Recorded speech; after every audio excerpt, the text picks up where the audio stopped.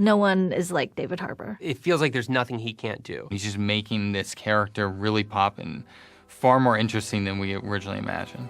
He's incredible. My name's David Harbour. I play Chief Jim Hopper on the show. I emailed the tape to the guys, and it was 2 seconds later. We all knew we had our guy. And he just brought this classic leading man quality that we just hadn't seen in a long time. As himself, he has a gruffness and a charm that is really unique. David was a really fun character in season 2. We got to make him Indiana Jones. What I love about David, and especially his performance, is that it's so natural. It seems like he is Hopper and that he really becomes Hopper when he's in front of the camera. His spaces are fun because out of everyone on the show, I feel like David knows who Hopper is. He has a certain charisma, but underneath that is this sort of feelings of injustice. I think he's very disappointed. I think he's very sad, and I think he's shoved it all down. Had you met him 7 years ago, I think he was a guy with a really big heart. And I think sometimes that still comes through, but there are layers and layers on top of that that are hard to find. That sometimes it only appears in sort of moments. Your heart breaks for this guy. You know, he's been through so much, but then he also has just like this fiery wild side where he can get pretty angry.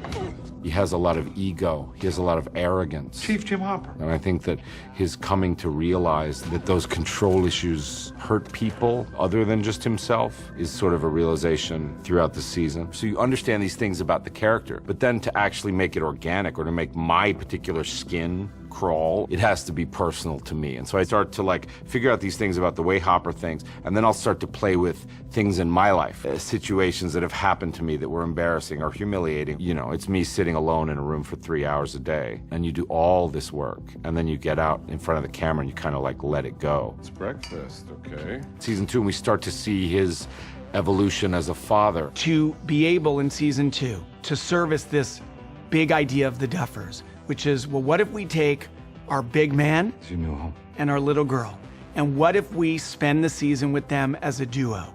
We knew that it was going to be Clash of the Titans, and we knew we were building a family, a father-daughter connection for two characters who need that more than anything. So you have this guy who is alive again, and he's found purpose, and he's found sort of will to live, and he has an opportunity to create more justice in the world for this little girl.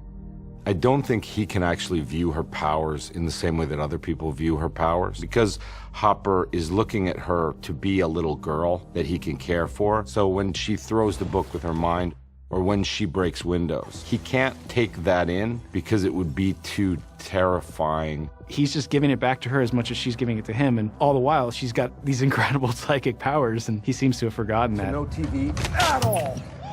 I think one of the biggest things for me in that scene was actually the ignoring of her powers. If he understands it fully at any time, he'll stop.